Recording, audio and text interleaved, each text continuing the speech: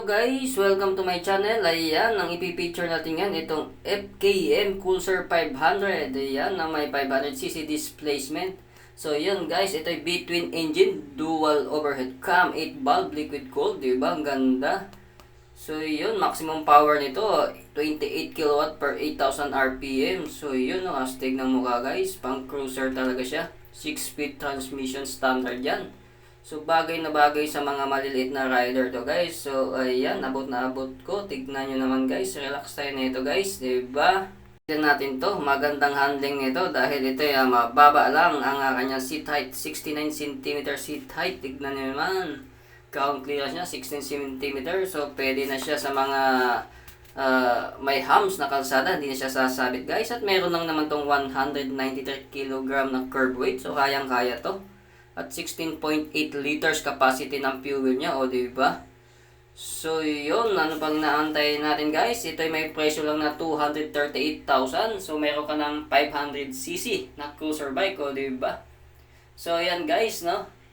Ito, titest drive na natin ang cruiser bike na ito, o diba? Kayang-kaya ko, diba? So yun.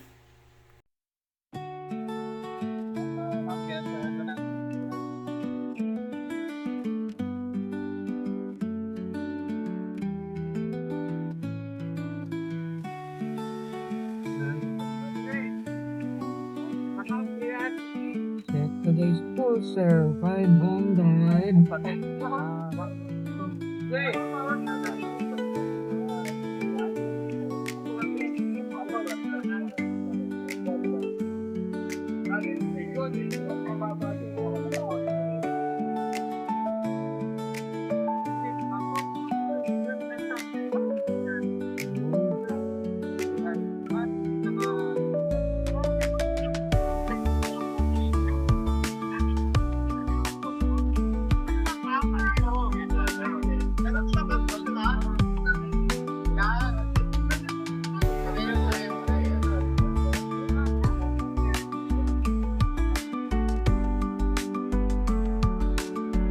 So yan guys, Pulsar 500 ng 8km. So yun guys, as you can see, napaka-smooth ng handling niya, di ba? Hindi ka mapapagod nito. Kasi unang-una, abot na abot yan kung ikaw ay isang 5'4" in height lang dahil sa kanyang seat height na mababa. 69 cm seat height. So kahit sa traffic, hindi ka mapapagod sa big bike na ito. Cruiser, big bike.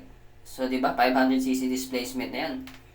Di ba? So, pang expressway legal na siya. Oh, hindi ka nalugi sa presyo niyang 238,000. May big bike 500 ka na, pang expressway legal. Oh. Ito na nga guys, no, dahil nagustuhan ko ang kanyang handling, sinulit ko ang mag-drive ng ganito. So ayan, kita nyo naman, nakailang balik na ako sa racetrack. So dahil gusto ko itong cruiser bike na ito, ayan, kitang-kita nyo naman guys, relax na relax ako. So yun, no. So ano pang inaantay nyo? Kung kayo naghahanap ng isang cruiser bike, ito na ang piliin nyo guys. Relax na relax. Pati sa presyo, hindi mabigit sa bulsa. Diba? So guys, upon test ride ko, may naramdaman akong init, no, banda dyan. Sa may makina niya, sa may tangke. So nakaramdam ako ng init sa aking dalawang hita. Kasi nakadikit ang hita ko dyan sa may malapit sa tangke na yan. Yun ang pinaka-downside ko sa kanya so far na naramdaman ko. Alright? Performance naman, wala kang masasabi dahil napakaganda ng handling niya. Relax na relax guys, itong cruiser bike na Pulsar 500 na to. So pag city driving ito, hindi ka mapapagod dahil relax ang iyong katawan. So yun lang masasabi ko sa cruiser bike ng 8km, di ba? Sulit sa halagang 238,000. So meron ko ng expressway legal cruiser bike, o di ba?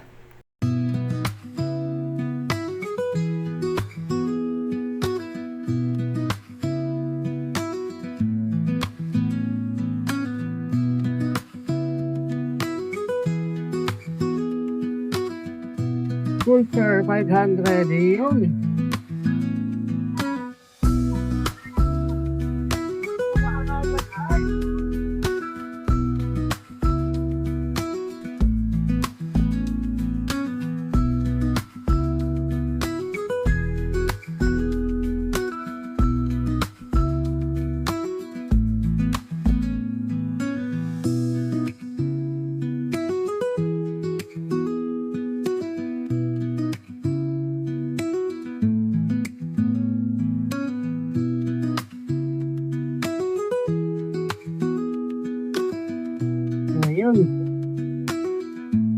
Guys,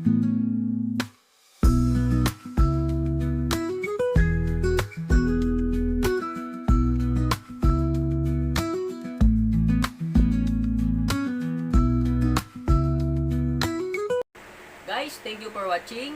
Please subscribe to my channel for more videos to upload.